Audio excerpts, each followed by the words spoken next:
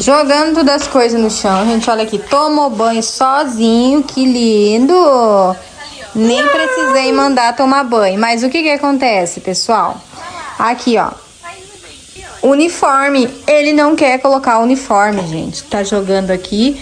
Só que ele tá com resistência. Não quer vestir o uniforme hoje. Por que você não quer colocar o uniforme? Atira. Vai. Ei, olha aqui pra mim. Vai, atira no carro. Ah, morri no jogo. Filho, por que você não quer colocar o uniforme?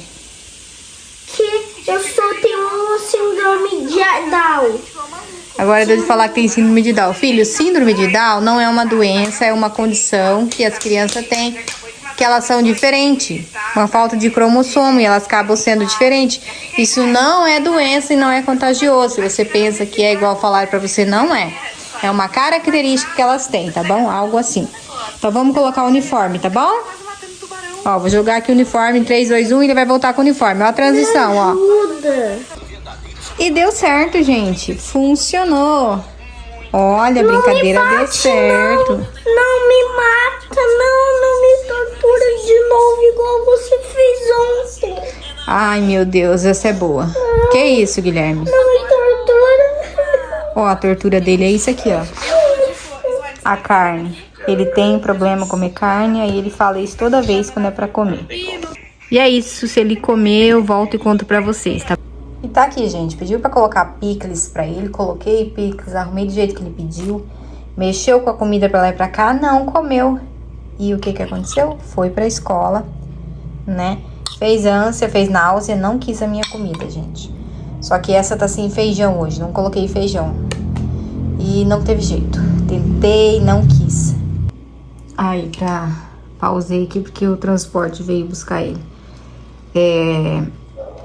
Eu vou comer essa comida aqui pra não colocar outra, né? Porque ele nem mexeu, só mexeu com a colher. Então eu vou comer essa comida aqui pra não desperdiçar. Mas é isso, gente, é mais um desabafo. Porque, assim, eu faço tudo que vocês imaginar. Tá ao meu alcance, né? Porque eu tô meio sem recurso. Não tô tendo muito dinheiro pra fazer conforme tem que fazer. Porque ele tinha que ir na nutricionista pra fazer certinho, né? O plano lá, ela montar pra ele. Das coisas que é pra ele comer. E eu tô meio sem recurso pra poder levar ele pra tá fazendo isso. Mas o básico a gente consegue, sim. O básico a gente dá um jeito e a gente faz. Porque o básico também funciona. Mas como ele é seletivo... Nem tudo, gente, nem tudo ele come. Então fica assim, difícil pra mim, como mãe, né? Eu fico desolada sem saber o que fazer, por onde recorrer. Não é fácil. Deixa eu virar aqui pra vocês me verem. Eu tô, gente, não sei. Eu não sei se é sistema nervoso, se é dente, o que é que me ocorre dos dias pra cá. Faz uma semana. Eu tô com uma dor aqui do lado da minha face terrível. Acho que eu já até relatei pra vocês isso.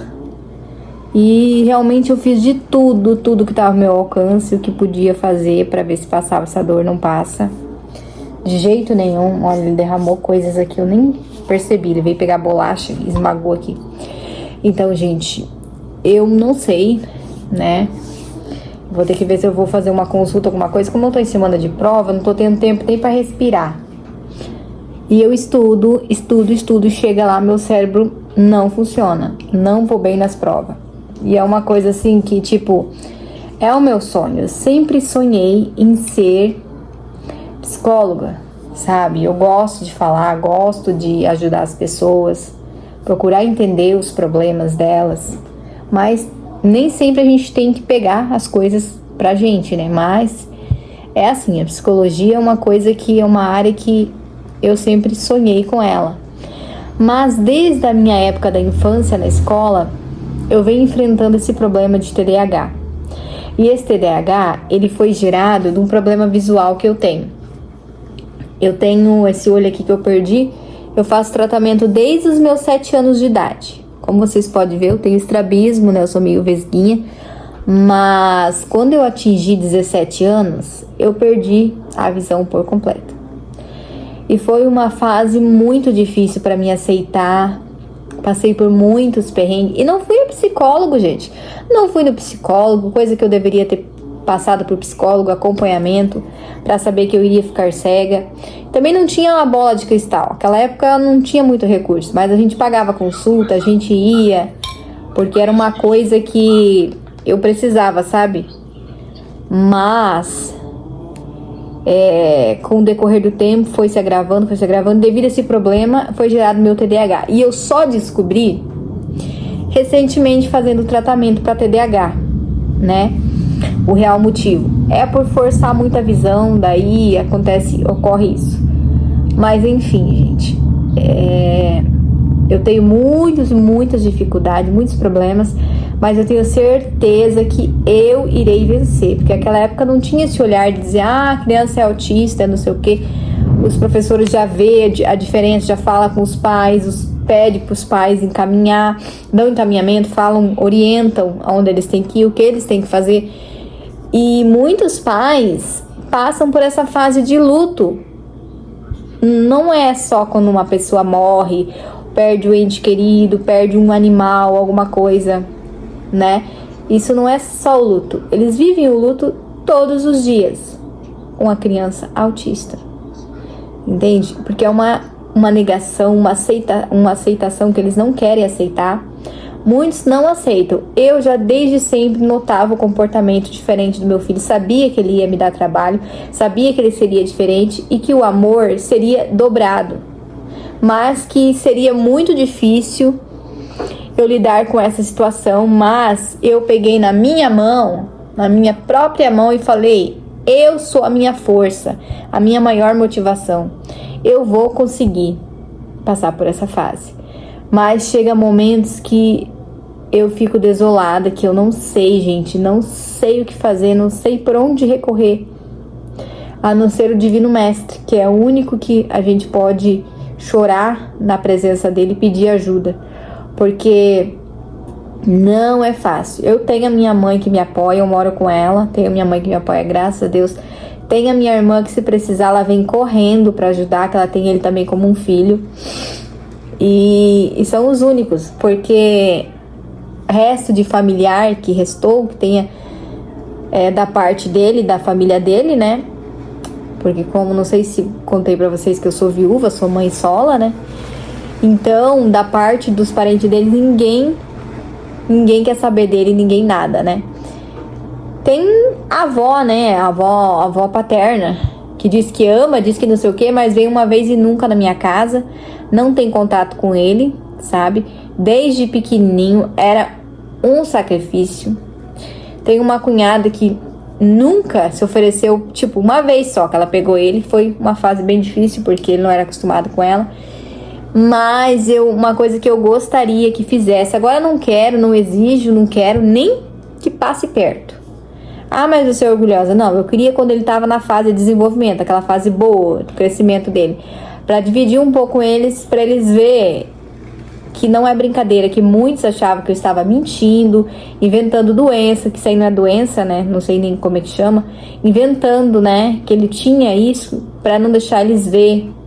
Mas não, gente, é uma coisa que Deus sabe. Se Ele me deu, é porque Ele sabe que eu vou ter condição de levar isso, de carregar, né? Porque isso é uma coisa pro resto da vida que não tem cura, mas tem tratamento. Se ajudar, pode caminhar num trilho reto. Mas se não tiver ajuda de ninguém, o que eles fazem? Vão por linhas tortas. E é onde muitas dessas crianças acabam se perdendo no mundo das drogas e outras coisas, por não ter ajuda. Vão crescer uns adolescentes frustrados, né? Porque eles não souberam, não foi dito um não pra eles, sempre foi sim, sim. Ah, teve um comportamento, vamos supor, tava com uma crise, porque, vamos dizer assim, cheguei no mercado, aqui tem um Kinder Ovo, vamos supor que esse aqui é um Kinder Ovo. Cheguei lá no mercado, porque agora tem, né, sempre teve naquelas prateleiras bem da frente do caixa, que eles deixam lá o reforçador, né? Eles deixam lá o Kinder Ovo. Aí a criança chega, eu quero. Às vezes você não tem aquele dinheiro. Vocês sabem que tem que ter recursos para comprar essas coisas, que são coisas que, além de não fazer bem para a saúde, elas são muito minúsculas E eles querem porque vem um negocinho dentro, sabe? Pelo brinquedo, objeto que vem dentro. E eles chegam lá, pegam, eles querem, e você vai dizer que você não tem? Eles ficam, muitas das vezes, eles não aceitam você falar que não, porque cada comportamento que ele tem, você vai lá, pega o objeto e dá pra ele. Ele fica feliz, aonde que ele, por ser uma criança super inteligente, ele vai usar a inteligência dele e vai pensar assim, não, a minha mãe comprou. A próxima vez é só eu chegar e falar, né, que eu quero, que ela vai comprar. E se ela não comprar, eu vou ter um comportamento que ele acaba se desregulando e as pessoas acabam falando que é birra, mas você tem que saber lidar com esse problema deles, né? Eu deixo bem claro pra ele quando eu vou ao mercado, já aconteceu isso dele fazer isso comigo, e todo mundo ficar me olhando. E eu, tentando manter a calma, conversar com ele, até que eu consegui acalmar ele no supermercado, expliquei a situação pra ele. Falei, hoje você não vai levar. Eu até tenho condição hoje pra você levar, mas você não vai levar. Eu vim comprar pão. Então a gente vai levar o pão. É o que eu falei que eu ia vir comprar. Que eu não vim comprar nada a não ser o pão. E você falou que você ia junto. Eu falei, então não me peça nada que eu não comprarei nada.